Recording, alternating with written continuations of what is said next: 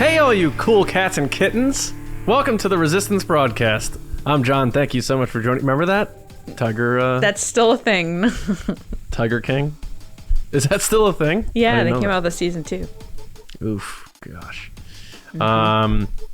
I saw like Making a Murderer season 2, and that wasn't that good. So I imagine Tiger King 2 can't be very good either. Because the problem with those kinds of shows with Netflix, side tangent, is that the first season's so good because it's an actual documentary, and then the second season is always about how Netflix made it a big thing. Yeah, yep. But anyway. This is still season 1 of the Resistance broadcast. I'm John, so thank you to everybody for joining us. The longest season ever. Yeah, we haven't had the bad season 2 yet. They just don't know when to end it. It's just like, it just keeps dragging on. The storylines like aren't really going anywhere. We're the Walking Dead of Star Wars podcasts, and we're going to outline, we're going to be zombies. Guiding Light, or one of those like Days of Our Lives. Yeah, Days of Our Lives. Or Grey's Anatomy.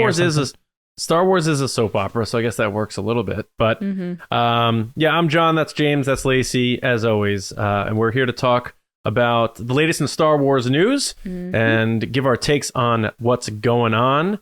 But before we do that, we have to announce a new winner of our Bandai giveaway. So we had a Star Wars Celebration exclusive Ronin, Mandalorian, Beskar armor, and Grogu figure set. From the wonderful folks over there at Bandai Namco. And we announced the winner on the podcast, and the person didn't show up. So you got to listen to the show. You got to listen. So let's see if this person will contact us. I think they will, because I think this person is a listener. So our new winner, who will thank the last person for not claiming their prize, is Dakota Latusic at DLatusic12 on Twitter. Dakota, congratulations, my man. You have won that incredible item. So do us a favor. Shoot us an email at resistancebroadcast@gmail.com with your name, address, and phone, and we'll get that out to you as soon as possible in time for season 3 of The Mandalorian, which is coming out next year. So we'll be sure to get that to you before that. But congratulations, and thanks to everybody who did enter that. That was a while ago now, but hopefully we have a winner. If not, we'll pick someone else. All right.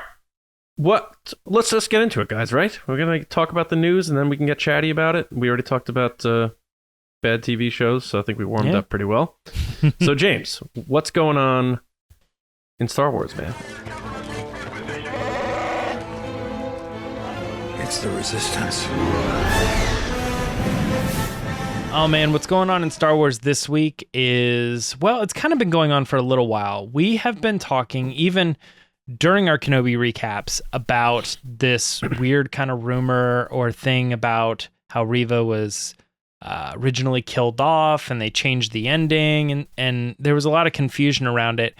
And it actually looks like, and I feel like this is kind of unprecedented, kind of a weird thing that happened here, but the Direct was able, the website, the Direct, was able to get a hold of one of the writers of Kenobi that was involved in the process at some point, and get them for an interview. And Stuart Beattie is the person who actually created Reva.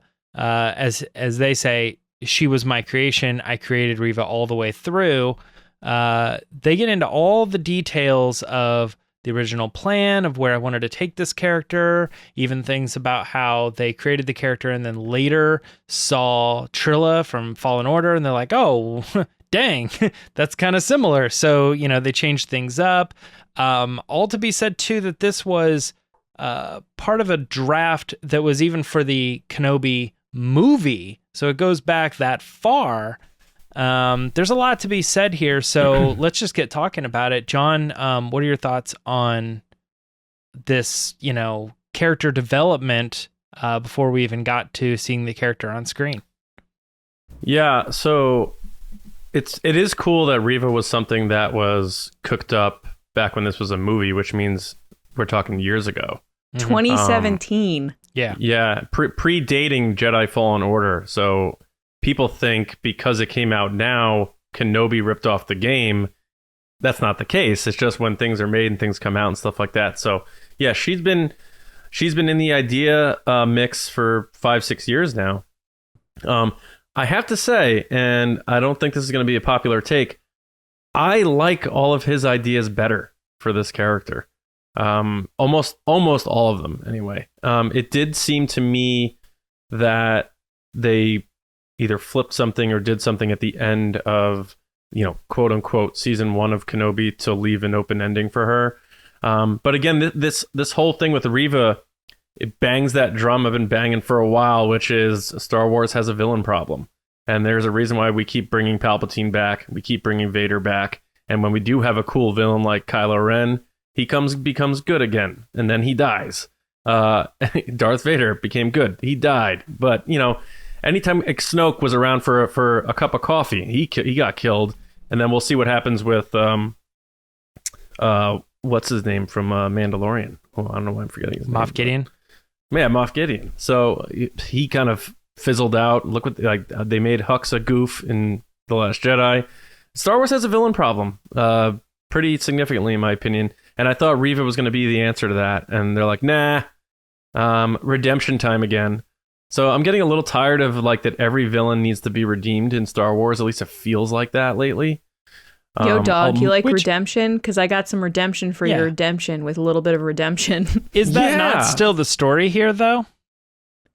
No, well, sort of, right? Yeah. Because she sort of helps Obi-Wan in a way, but she ends up getting killed. I just need them to give me a more straight-laced, straight-on villain. Give me someone to hate and be happy that they meet their demise. Yeah, for anybody that doesn't know the story, just to really breeze over the top, it's that she was under the impression since she was a kid that Anakin, in fact, was the one that was going around killing people. So even though she doesn't die, she's like, oh man, the Jedi, that Anakin guy, all that was crazy. And the Jedi really were trying to overthrow everything. And then she meets Vader, and he's awesome because he's obviously against the Jedi too. So she's that Jedi part you just added from this, though. Because in the show, she didn't think the Jedi were bad. That's what I'm saying. Right. I'm giving listeners his version of the story so that they understand, because they obviously saw Kenobi. Right. So she's with Vader. She likes Vader. They're getting along. And then the Kenobi series is she's going after Kenobi, and Kenobi at some point reveals to her that the guy in the suit is Anakin, and she's like, what? And she loses her mind. And she's like, I've been fighting for the wrong side the whole time. Maybe the Jedi were actually good. So then she does some stuff and gets herself killed, saving Obi-Wan. And that was kind of the original thought there with that character. Yeah. I mean, I don't like the ending for Reva and Obi-Wan Kenobi. It fell flat for me. I talked about that on our show. I thought that the character should have died. So that's just my take on it, and we'll see what they end up doing with the character if they keep going.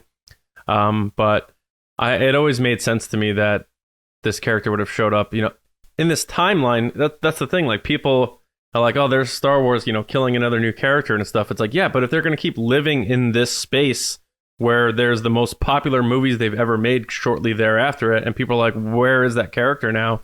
They need to kill these characters. Beckett. Every movie, the whole Rogue One crew, obviously, it's going to happen because of the timeline. If they want to tell stories 500 years after the Skywalker saga, let everybody live. Go ahead. Make a character, have them in 12 movies. I don't care. But when you are doing these things that are in this pocket of time that takes place between here and here, and they're very big, important people, Force users, and all this sort of stuff, and you're going to be like, but they just took a time out during the biggest galactic civil war. They're going to kill these characters. That's just how it's going to be. It's not because the writers don't like their characters or something. This character was Stuart Beatty's baby. He created her before Jedi Fallen Order. And that's, we got to keep reminding people of that. This wasn't a retread. I know that was something people were saying, oh my God, they just copied the video game. It's like, no, they didn't. And this guy confirmed it. And I like the fact that this guy was so candid about it. We could have not found out about any of this. He could have just not talked about it. So I like that he kind of did, and he was like, well, this is kind of what I want to do. These are the things that were my ideas. They decided to do this. He didn't even want to have the Grand Inquisitor. He was just going to have her be the only one involved. And she was a vehicle to allow the reuniting of Obi-Wan and Vader to happen. She wasn't supposed to be like this main big character. So when people are like, give me a Reva series, I'm like, I don't know. Like, it's okay to have supporting characters in Star Wars. It doesn't mean they're not good characters. In order to tell a good story, you need main characters and supporting characters. So I had no problem with anything he said here. It looks like some people took issue to the fact that he was saying Vader was going to kill her. That's what I thought probably should have happened. But now we'll see what they do with the character. But I had no issues with a lot of the things he said about a character that he himself created. So who am I to say how he should treat that character? Mm-hmm. Lacey, 2 things on this story. Were you a little thrown that we got so much out of this writer? And then obviously the other thing is just, what are your thoughts on this guy's, what he's saying about this character, how it originated and what it turned into? I am surprised that he's being so open about this script, because I feel like this is something that he broke some NDA somewhere. I feel like something was broken, or he's going to play dumb like he didn't realize he broke something. I'm honestly going to agree with John. I read this and said in my head, this story makes a lot more sense for this character. I thought it was more interesting. I thought it was more impactful to the journey of Obi-Wan Kenobi if he's the one that has, and it brings back the parallel of the Luke moment of I'm your father. No, like that stuff. Like the fact that honestly, it reminds me of one of my favorite movies, which is Coco, where you have the main character who's idolizing this other character, and then he realizes that the main character killed / murdered his grandfather. Yeah. And set off the whole course for his family to go through this terrible thing and like have all this pain. And he didn't realize the whole time he was idolizing this person that it's like similarly impactful. That's why it's one of my favorite movies, because it's this crazy story that you're like, oh my gosh, the hero of our story had no idea. And I feel like that for her would have been even crazier. And honestly, James, I read this article and I thought of you, because a lot of these questions that the writer was saying was things that you were asking during the season that I think people gave you kind of a hard time. And I might have been one of those people, which was like, how does she know it's Anakin? Like, how does she know that? And the writer even says that here. Like, how would she know that? Of course she doesn't know who that is. And that's the whole plot there, is like, people don't know Vader is Anakin. That's part of his kind of mystery and scariness, is that you don't know who that is. And that's why as fans, when we get to the end of Return of the Jedi and you take off the helmet, it's this like crippled, scarred, like old man. And you're like, that's who Vader is? Like, you have no idea. So I don't know. It was really weird. It's very interesting that he says that, quote, she was my creation. I created Reva all the way through, which to me is like him saying, hey, knock it off. I came up with this a long time ago. This is nothing. Yeah. This isn't something that just came up later. Yeah, and that's at the very beginning of this interview, actually, that they put this in the article, which he might have not said this to begin with, but I find it interesting. They also bolded it, just so you knew. But yeah, that. And then the other thing that stood out to me, honestly, was that he said he was writing this back in 2017, which we knew that stuff was going on. But if you look at the things that we've heard going into this series, kind of rumors and whatnot, and the timeline of where things came out, Solo came out in 2018. They're writing this in 2017. Ewan McGregor shows up to Solo, sits with Ray Park as Darth Maul. There's rumors that Darth Maul was going to be in this. They're writing this in 2017. Could Maul have been in this? And then they rewrote it again, because they claim that they've rewritten it a couple times. And it just, those little things, I like to think I'm a detective because I like true crime. It just, all the things to me is like with the dates and whatnot, I'm like, okay, this kind of makes sense that he was maybe in an earlier version of this and they wrote him out. And then that's when Reva kind of took on this bigger role. That being said, I think you also have a thing here where not only does Star Wars have a villain problem, but I think Star Wars has a diversity problem where they aren't putting people of color in big roles. So they're putting a role like this and making it bigger to give those people the spotlight they deserve. And in that, it's now affecting what the story could have been because they want to give that person the spotlight. Moses was great. She was fabulous. She deserved every second on screen. She was good. But my question is, did the character deserve that story that we got, or this story that was intended? Because to me, this story would have been better for that character overall. And I am the biggest person that's like, stop killing everyone. Dave Filoni, stop killing everyone. But in this sense, it made more of an impact of the sacrifice people were willing to make to save Kenobi, to save the twins, to do the right thing after everything they've been through. There was one comment that kind of irked me, only because it relates to something that I personally get bothered by, which he did say, like, oh, I killed her because she did so much bad stuff, like she deserved to die, or like, oh, she should have died, like, why would she live? And that falls back to the Kylo Ren Ben Solo thing of me being like, that character didn't need to die, you're choosing for them to die. That was my own little thing that I was like, oh, that's a weird comment. But I do agree that I think this story of like her not realizing that's who that is, and then getting to the point of being like, oh my gosh, I've been working for the person that killed all my friends and ruined my life.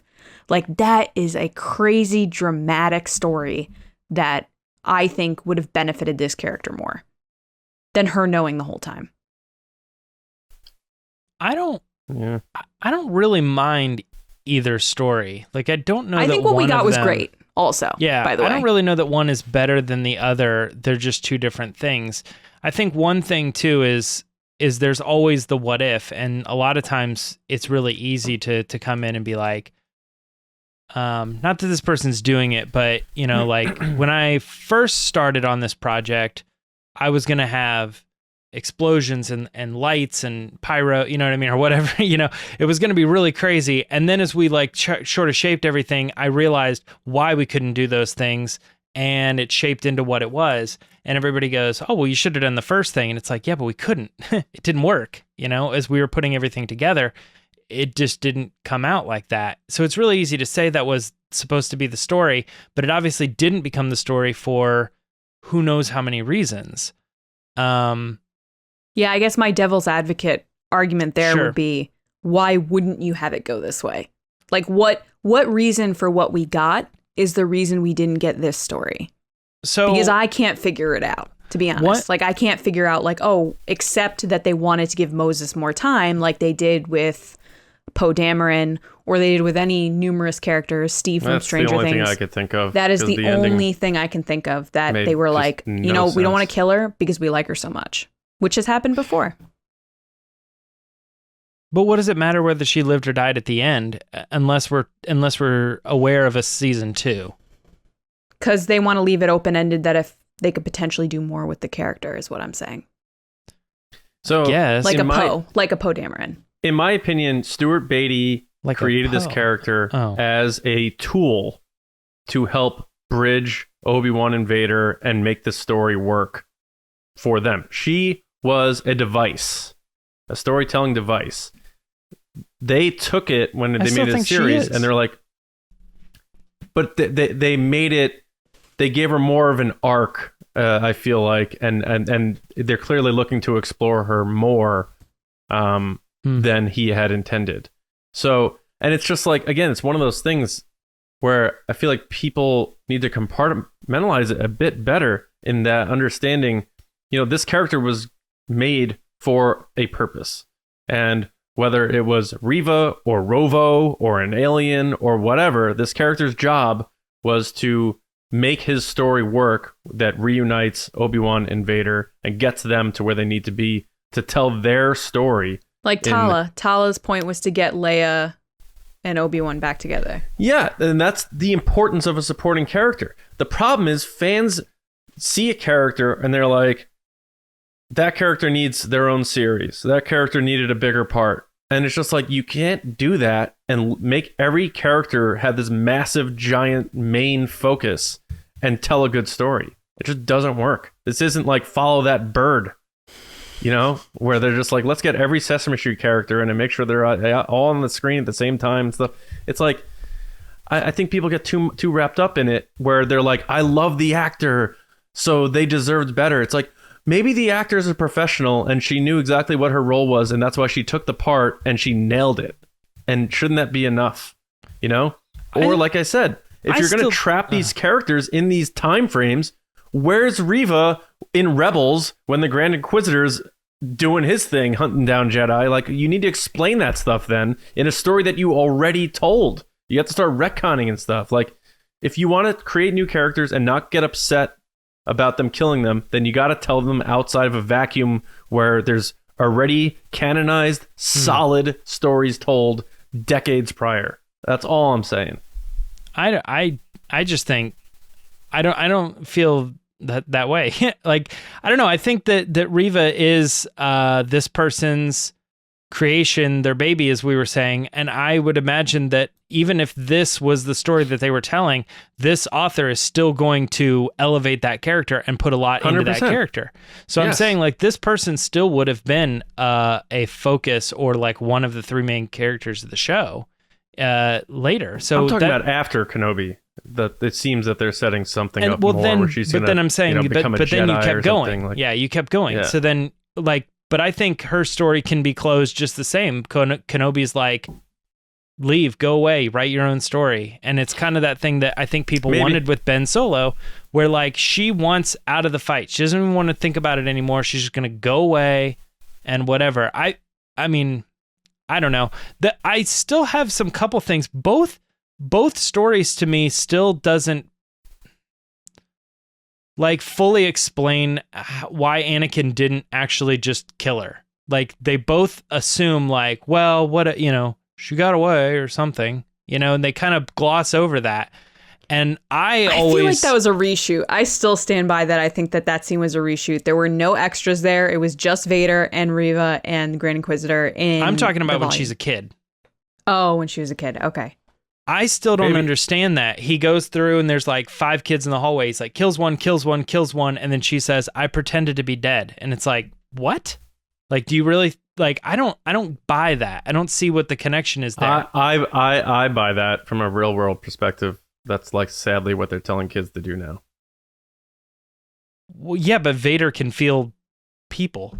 Like, the Force still exists. Not when he's blinded by his rage and stuff. And like, his look, arrogance, when he had the ship in front of him, he was tearing that one apart when they were all really on the one right behind it. He gets blinded by his obsessions, and they made that a big part of the story. So that's not a problem for me. Well, he says that in the story. He's like, so she, gets away. He leaves her for dead, basically. But then I think that his later story would have held more weight to me in that situation, because he could have said, like, I don't know. I just think the Inquisitors should have joined the Empire. Like, they should have felt like that was the way to go, kind of thing. I don't know. Both stories are a little weird for me on Reva. His story makes, like Lacey said, to me, makes more linear sense than what they tried to do, where she's like, I'm going to kill Luke for justice. But it's like, Anakin, first of all, doesn't know he has a kid that's alive. And second of all, I don't think he would care at this point in his like story. I will admit, I'm still not entirely sure we have a good grasp on the end of that and what her purpose of going back to Tatooine and all that was. I don't think they did either. I don't know. It felt very odd to me. I just want to quickly jump in. So one of the quotes that I'm like kind of stuck on was that he was saying how he, quote, felt she had to die. She claimed it was over. It's done. So that was her role to play. She'd done so many terrible things. I felt she had to die. Laughs. You can only redeem so much. So like, that's, I feel what John is saying is that she was there to bring Vader and Kenobi together, but then also convince Vader that Kenobi is gone so that he no longer looks for Kenobi. And then that's it. The way they ended it in the series now is like the Emperor's like, oh, just let him go or something like that. Right. So she got sort of the Vader redemption, the Kylo Ren redemption, where it's like you do something good to exonerate yourself, but you have to pay a price for it. But my thing is, did she really even do anything good? All she did was spare Luke. She still scared the crap out of him and like made him fall down a cliff. Oh, yeah. And I'm saying in Stuart Beatty's original story, she helps Kenobi. Yeah. Right. So they changed it around for whatever reason. I still really like what we got. I was just like, I'm just criticizing, saying like it fell a little flat for me. It felt a little confusing, and it still does. Doesn't mean I don't enjoy it. Star Wars is sometimes quite confusing, and doesn't always have to make the most sense. It's Star Wars, you know. Right. So we take it too seriously. I feel like her ending in the show, as it stands right now. I think when we were doing the review of the final episode, we all three had different kind of viewpoints on that, as to like what was her purpose of going back and trying to find Luke. And the way, the viewpoint, the perspective that I had on it, I feel like gives me a little bit more closure on like, that makes sense to me. And therefore I'm like, more okay with it than I think you guys are. Whereas the way you saw it, you're like, that doesn't make sense. And I'm like, that's because I don't think that's what the point of that scene was. But I know when we watched the show, though, I did say that it did make sense, and I argued for why it did make sense. So I see it both ways. I'm just saying I prefer this version. When we talked about the last episode, I said that I actually liked the ending. Well, this version wasn't a part of the discussion at that time. We were just talking about how we prospectively saw the ending and what her purpose was. So you're saying it was clear. You saw it a different way, but then you still agreed with mine? Is that what you're saying? Because you were saying that we didn't agree with how she ended. I said that I was one of the people that was like, I actually see that she was playing the role as showing that Kenobi cared, where he didn't care in the beginning of the series. That's what I was arguing for. I just prefer this one compared to that one. I'm a little. Do you know what I mean? Now, no. And we may have four different versions now, so it's like we may see it differently. To me, it was like really clear what her intention was, because Owen or Beru asked her, and she said, "Why are you doing this?" She said, "Justice," and what that means is justice. Like vengeance. So she's killing Luke, thinking it's gonna like be payback to Anakin in a way. I wonder if to this me guy, that doesn't work. It does like I wonder if this guy was like, she wasn't supposed to know anything. How does she know Luke's his kid? Because like in this interview, he basically is like, yeah, she didn't know anything. And then they're like, imagine, it's got to be tough creating a character from scratch, and like you're no longer the writer. It's like George Lucas watching like, you know, Luke and stuff like that. He probably had different ideas to some extent. It's got to be very tough to see something you created and someone else takes it and like, now it's this. Or like when you're a little kid, you give someone your action figure, they're like, they're this now. You're like, no, they're not. No, I would have loved to watch the series with this guy and him be like, no. Do you think that he has a problem with the way that the series ended up? Do you think this article is a complaint where he's like, yeah, in my version, it was way better? Or do you think he's saying like, no, it's interesting because this is how she was shaped? I think if you were to ask him, he'd say no, he has no problem. But based on the words that he's choosing and the phrasing he's using, it sounds like he's not happy with the way Reva turned out. Because the way for him to say, I created that character. He said he created her all the way through. All the way through. Yeah. And then to me says... right. We're just hearing that differently, I think. But to me, that phrasing means I created her from start to finish, and they changed that.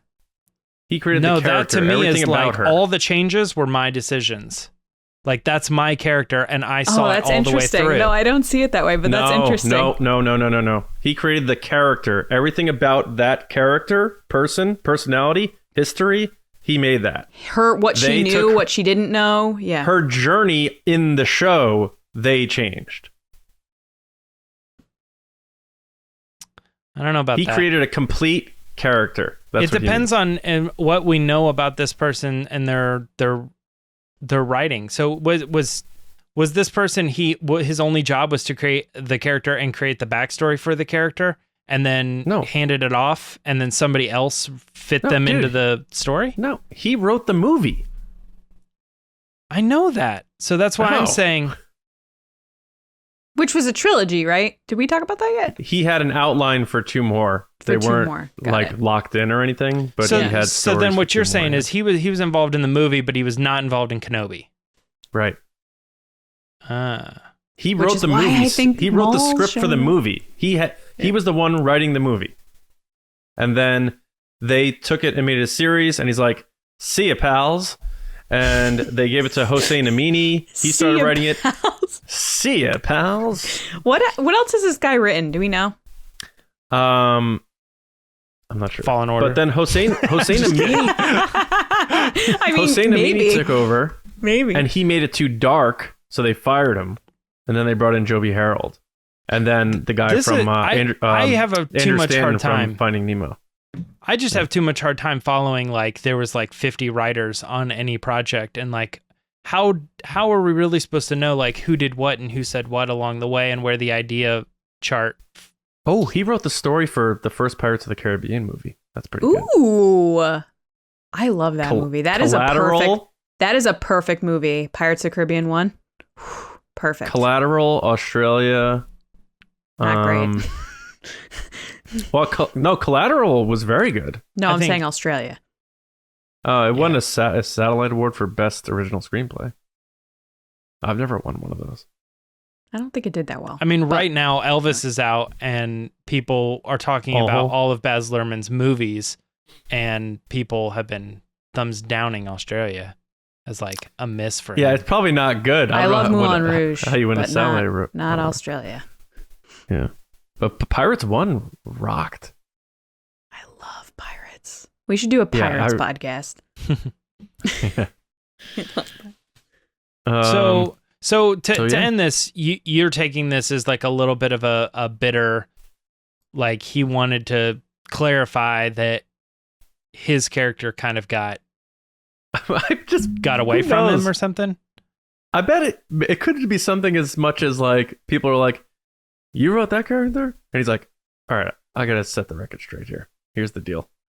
This is what I wanted. That's what I'm saying. See, that's how I took that phrasing. Is like, I initially did all of this, but that's not what I put on paper. That's not what I handed off. He may have walked away from the project when it became a series because he didn't want to do TV. So I don't think it's a bitter thing. I don't think it's like the heavily implied rumor that Trevorrow leaked his episode 9 script when people were like, JJ stinks. Or like the Lord and Miller kind of snarky comments. I feel like this is just a hey. Yeah, this is just a hey, I handed this off and it's not what I thought it was. Yeah, exactly. Yeah. Like people could say George Lucas was bitter in that 60 Minutes interview when he's like, I gave them my stories and they didn't want them. That's what I was thinking in my head. Like there's a comparison to draw of like, I gave them all this cool stuff and then they didn't use it. So yeah. Anyway. Well, it's cool to hear that though. I want to hear more of this. I would love to hear like the true story of Rogue One. That's been pretty sealed up pretty well on like how that all went down. Yeah, I don't understand why that kind of stuff is bad to know. I agree. Love hearing about production. I love hearing about like character creation and how things have changed over time. I mean, we hear those things with George Lucas and how Star Wars changed from beginning to end. So like, why is that any different from nowadays? It's got this like negative kind of vibe around it where it's like, oh, because it changed, it's bad. And it's like, no, that doesn't mean anything. Well, because remember J.W. Rinsler was like, they wouldn't let me write my book, The Making of Force Awakens. Remember that? Right. That's it right there. Like that's proof. I think the reason they don't want to do this stuff is because people don't these days look at this stuff like history. They look at it as the what if, and if they don't like something, then they can pull and cherry pick the what if and see that would have been so much better, and it's not in the right hands. Like I would. So spoiler alert. Oh, it came. Yeah. The continuity. Yes, this already happened. That was a couple days ago. You still have that box? I know. I should have thrown the box out. Weird. Sorry, James. Yeah, I feel that if I was working on a project and I had a bunch of rough drafts, and then we made the decisions that we made, and then somebody came along and wanted to publish all those rough drafts, I'd be like, no, those were bad ideas. And if people don't like what I ended up doing, they'll find the stuff in the rough draft that they like, and they'll turn it into how I messed it up along the way. So like Colin Trevorrow. Please, let's not do that, and let's just keep our rough drafts hidden. Oh, I'm the exact opposite, man. No, I know what you're saying. You're saying you wish that stuff was out there. I'm saying most for their fans sakes, would not be that way. I know. They would. They don't want that stuff out there because fans are already, pushy enough 100%. that they'll pull Yeah. from that and make it a bigger deal. We're already like Kathleen Kennedy should be fired and Bob Chapek is not the we. worst. I'm saying Star We're Wars hearing fans. it. Yeah. Just I don't want someone clipping that out from you, James. And No, I putting it out understand. there. I mean, even today or yesterday, last week, I should say, there was that article of like, unanimously voted that Bob Chapek is staying on for another 3 years. And it's 3 years, yeah.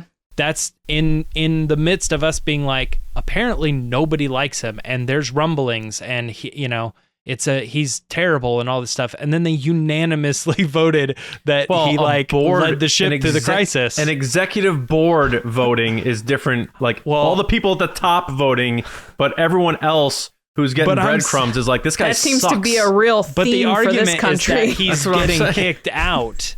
They're going to kick him out and they are not going to kick him out because the people who can kick him out are all unanimously voting to keep him in. Money, so that argument of they are upset and they are going to get rid of him is not a valid one. So I don't know. Mm-hmm. But anyway, we have another story to talk about. And that is some movie news, although it is not very much news. Because Taika Waititi right now is doing the press run and all that stuff about the new Thor movie, Love and Thunder. And of course, he's going to get asked about Star Wars. In an interview with The Wrap, he said, they asked principal photography, is it a long way off? And he's like, yeah, it's not happening this year. I'm reading verbatim what he says here. I'm going to be in New Zealand from August until the end of the year with Our Flag Means Death and Time Bandits. And during that time, I will still be writing. I'm still trying to figure out what the story is. End quote. So if you're looking forward to that Taika Waititi movie happening sooner than later, it is happening later. That's the best way to put it. Lacey, thoughts on Taika Waititi saying he's still working on the story? Maybe he hasn't even started. He'll be trying to figure out the story in the future when he's working on these other projects. So it's funny, the news this week, the first story, I thought of James when I read it. The second story, I was thinking of John when I read it, because I was like, poor John's not getting a Star Wars film anytime soon. This is after you went on a whole thing being like, I need more movies. I'm going to throw something out there, and I don't know if this is true or not, but it's just a vibe I'm getting, like a gut feeling. I think that Lucasfilm / Disney has said that they want to put a pause on movies, but they don't want to say that out loud. I think that they're putting their focus into TV, and they've told people like Taika, take your time. No rush. You want more time? Take it. Patty, you want more time? Take it. We're focused on TV right now. We don't need to focus on a movie. We'd rather you take the time to make a really good movie when everything's figured out and COVID has calmed down and traveling's a little bit easier, and then we'll come back to it. I don't think that's wrong. They did a movie and the movie was like, ew. Like a couple movies were like, ew. And then they did a couple TV shows like Mandalorian season 1 and 2. And they're like, hooray, everybody loves that. And they're like, okay, let's rethink movies for a long time now. It's cheaper. No travel, except for Andor, obviously. But that was shot before COVID or like right at the end of COVID or I don't know, during COVID. What year is it? Before, during, or after. It was one of those. Yeah. But Kenobi and Mandalorian stuff are mostly shot in Manhattan Beach in California in a closed location where they have control over it. It is cheaper than going on location.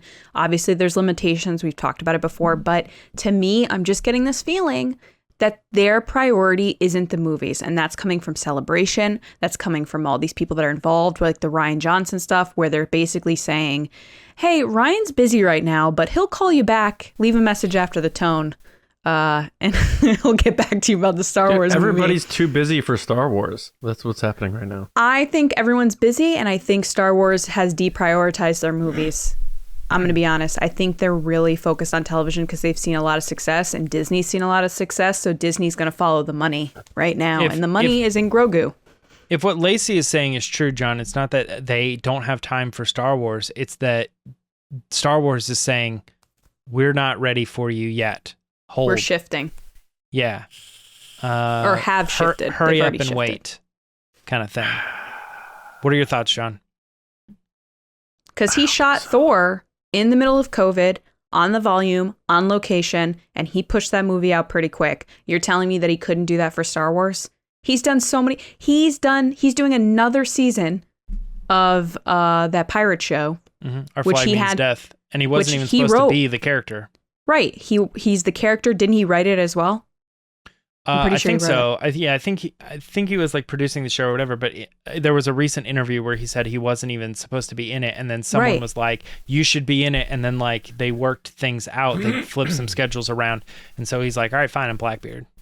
I'm just saying that if you look at the track record of movies in the past, like say The Rise of Skywalker, they switched directors, switched writers, did all this stuff, pushed that movie out in 8 months was it? You're telling me that they can't do that with Taika's? I think they told him, take your time. You got other projects? Do it. We've got time. Or they told him... JJ was signed over 2 years before it came out. I know, but the production itself and the writing and everything was very rushed. From the moment it switched and everything with The Rise of Skywalker, it was a very short period of time. He even openly said that numerous times in interviews, that it was a very quick turnaround with the editing and everything. So I just feel like with Taika, yeah, I think they either told him, hey, we've got some time, take it, or he said, I need more time, and they said, okay. And they did that for Patty, him, and Ryan. The only one that it seems like all these people are still writing. Like Michael Waldron's like, yeah, I'm writing. Taika, yeah, I'm writing it. Patty, yeah, I'm working on the story. Yeah. Sorry, John. No, I mean, I agree with some aspects of that, but sure. I don't think Disney is like okay with one of their biggest IPs not making movies. And that's fair. That's totally fair. So I think Rian Johnson, if he was like, yeah, I want to make my Star Wars trilogy, Kathleen Kennedy would be like, all right, let's go. I think he's the one who's like, I'm good right now.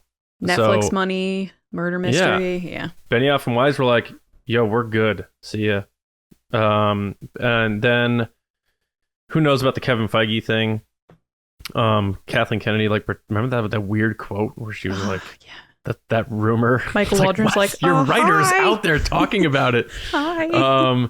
And then with Taika, yeah, I agree. He works fast and he doesn't seem to have hiccups, and he seems like he's very professional in terms of time frames and stuff like that. He breathes creativity. You can't tell me that guy doesn't have ideas. So I think what could be happening is they're like reassessing what to do about their movies.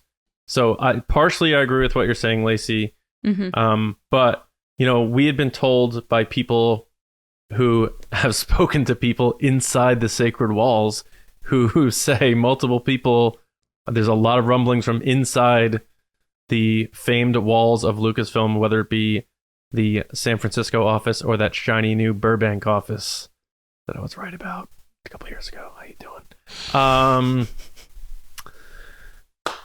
That their movie department's in trouble, that they're struggling with that. Big trouble was the word that was being said, that their major feature films were in big trouble. So I don't think it's like a deliberate thing like, we're good. We have all these ideas, but we're just good for now. We're going to wait on the movies. I just think they didn't have a plan on what to do after episode 9. It's like, a squirrel gathers up all their nuts for winter, and he's like, I'm so good right now. And then it's like, there's a lot of winter left, and he's out of nuts, and he's like, oh no, now what do I do? Like, I don't think they planned what really to do after the Solo movie, which was George Lucas's idea, Rogue One, which was what's his name? John Knoll's idea. Mm-hmm. John Knoll's idea. And then they had the trilogy, and they're like, oh, we're good. We're sitting fat. We got these 5 movies. We're good for the next 8 years. And now I think they just don't know what to do with movies right now. So I think it's a creative issue. And then it seems like also people aren't running to Star Wars to make their movies. Look at Zack Snyder now. He's like, I'm going to go do a Star Wars movie, but it's just not going to be Star Wars. Oh, it looks so good. I keep saying that every episode, but it does look What are you good. talking about? Are you talking about just like pictures? Couple concept art? Rebel Moon? Mm-hmm. His video footage that he's putting up and stuff, and photos and whatnot. I just think the people that are involved in the project. It just I feel like, I don't know if it's Lucasfilm or Disney, but I just feel like Star Wars isn't as cool as it was 7 years ago for filmmakers. I don't think it's like statement. Oh, I want to go work on Star Wars so that all these people can rip me apart for the next 3 years after I make this movie. I'm all set. Just 3 years? And Kathleen Kennedy's like been out saying, we don't want someone to show up and just make a movie and bounce. She wants someone to make like a 10-year commitment, and they clearly have not found that person yet. Long-term I'll tell you right commitment. now, there's 0% chance she didn't at least ask Jon Favreau, who's like the king of making movies right now. Every movie he makes turns to gold. Like she probably asked him, he's probably like, no, I'm good. I'm doing my thing, doing my Mandalorian thing. They're looking for that person that she said they're trying to find, and they haven't found them yet. So I think that's the biggest issue. I still like kind of like, I obviously believe in Kathleen Kennedy and I believe in Lucasfilm. They've done some really good stuff, and they were able to turn around 5 movies in 5 years. So it's like they can manage that type of thing. Now the television shows are happening over here too.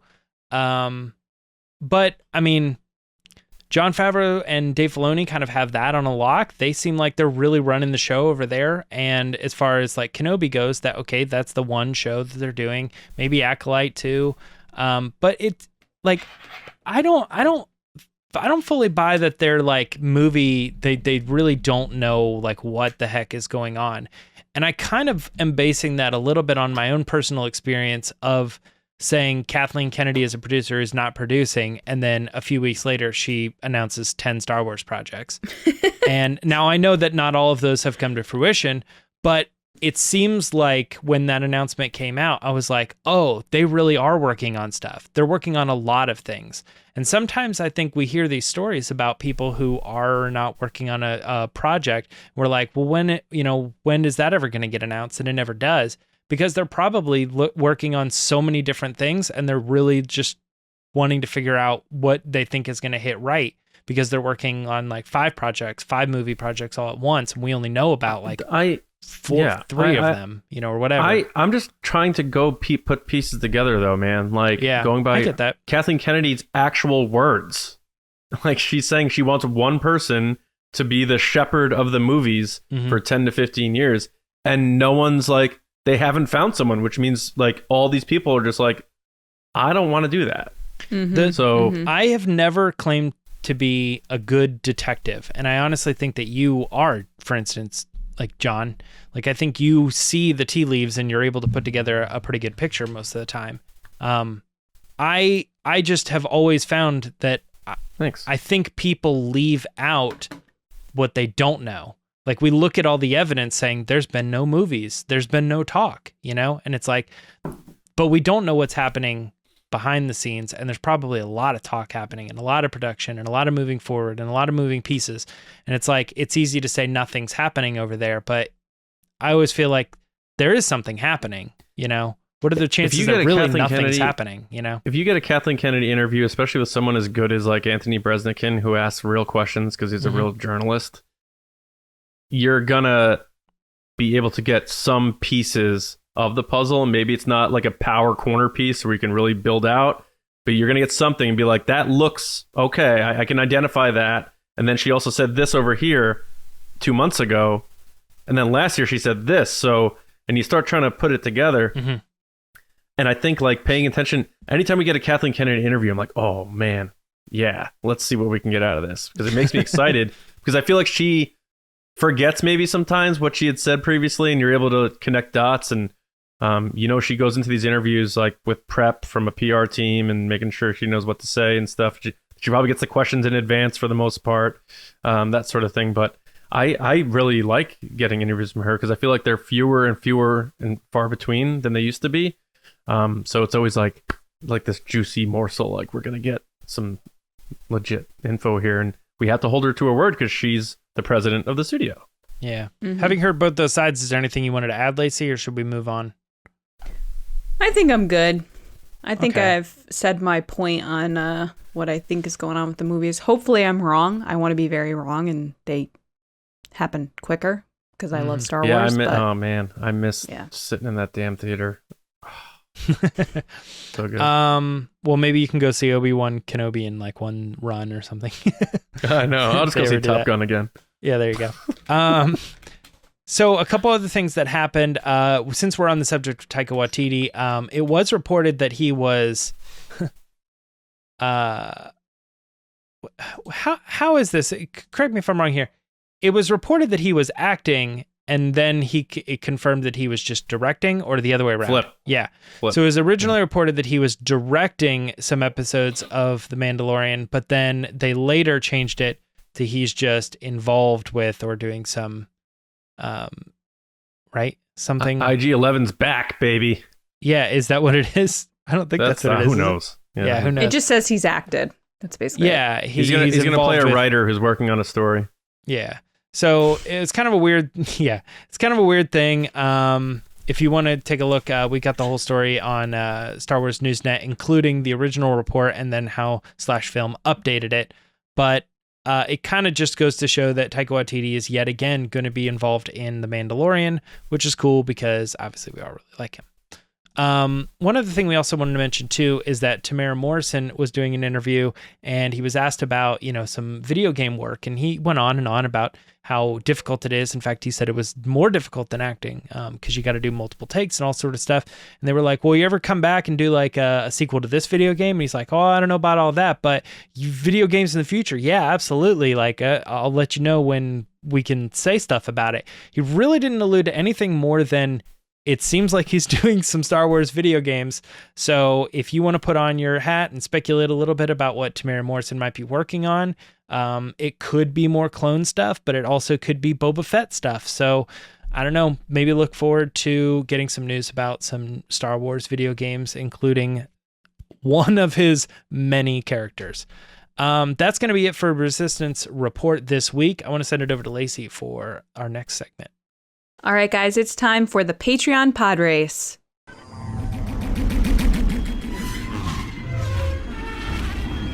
So there are lots of ways you can support us. You can like this video, comment, subscribe. You can follow us on Twitter at RBATSWNNNN, or on Instagram at The Resistance Broadcast, or you can follow us on any of the audio platforms, Spotify, Apple Podcasts. Please leave us a review if you get a chance. It helps us out.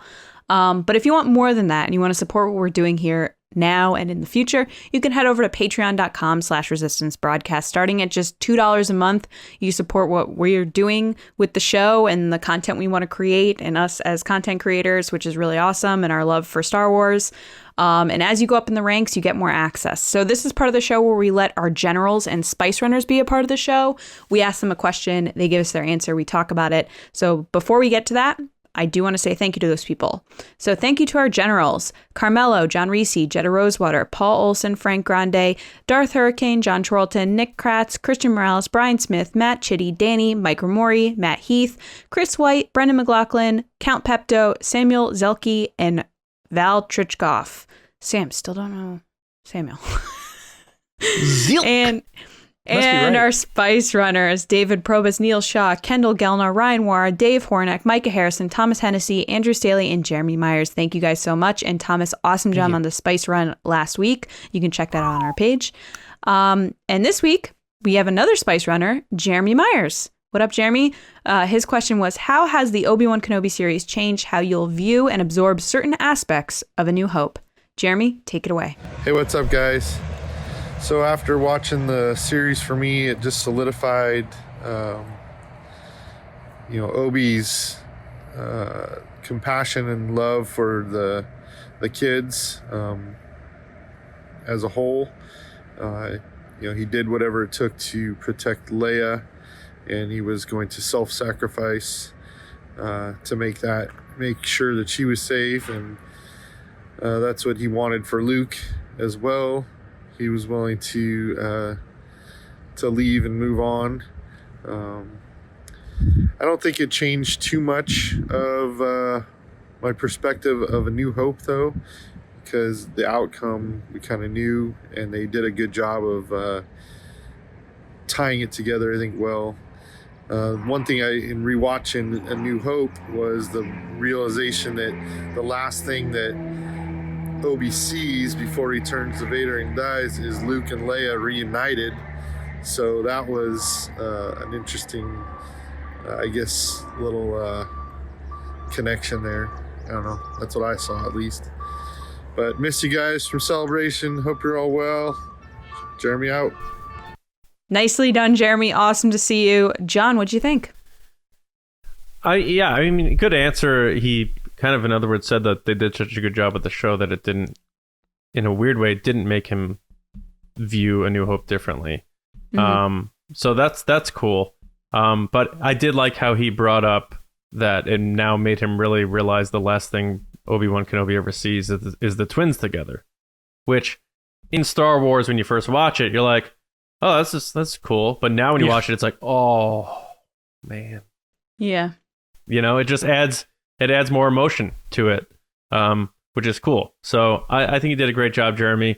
You did say it was going to be a hard one to do, but you knocked it out of the park, man. So, and I miss you too, buddy. One of the best hugs of Celebration 2022 goes to Jeremy Myers. Great hugger. Thanks, buddy. Appreciate it. James?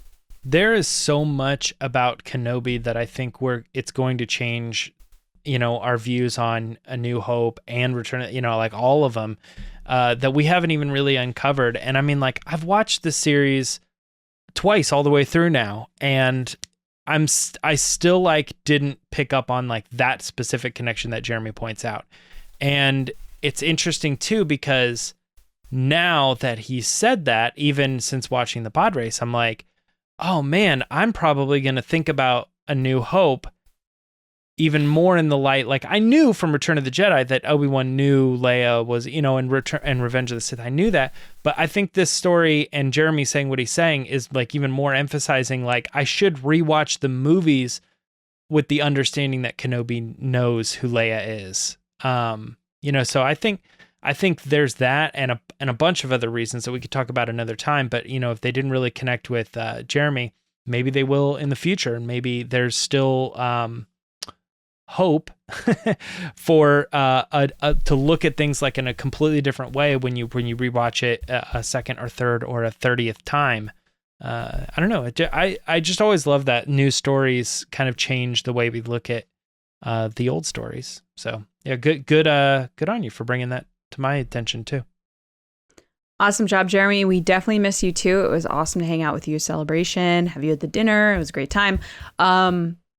I loved your moment. I think that's something that's kind of stuck with all Star Wars fans. I also saw one online, which I had thought of, but I didn't like put it together completely until I saw it on video, which was when Leia gets rescued by Luke and he goes, I'm here with Ben Kenobi. And she goes, Ben Kenobi? Where? Like, that moment means so much now too, because she's like so excited to see him. Awesome job. We love having you in the Resistance, and we'll talk to you soon. Back to you, John. She sees him. She's like, that's him? Oh, man, he aged like milk. All right. That's pretty much the end of the show here. So I want to thank everybody for listening and watching and being a part of TRB. Hope you liked our takes on the news. And no, even when we're critical or questioning things, it's always because we're rooting for Star Wars because we love it so much. Just like when you root for your favorite sports team and you're like, I can't believe they did that. Oh my God. But anyway, thanks everybody. Appreciate it. Spread the word. Make sure you subscribe to the show on your preferred platform, whether that's audio or video. And as we said before, StarWarsNewsNet.com for all of your Star Wars news, reviews, editorials, information, and more. Johnny Hoey on Twitter, writing and editing at Star Wars Newsnet, and movie podcast just like the movies. We just put out our episode on Jaws, and I tried Narragansett beer, and it's pretty good. James. You can find me on Twitter and Instagram, both at Myra Trunks. Lacey. People can find me on Twitter and Instagram at Lacey Gilleran. All right, so we hope everyone has a wonderful week. It is technically the 4th of July. We didn't really say that at the top, but happy 4th of July, everybody. Hope you enjoy your day off. And if you're catching us later, thanks for stopping by. But we will see you on our normal schedule on Thursday, right here on the Resistance broadcast. So until then, we'll see you around, kids.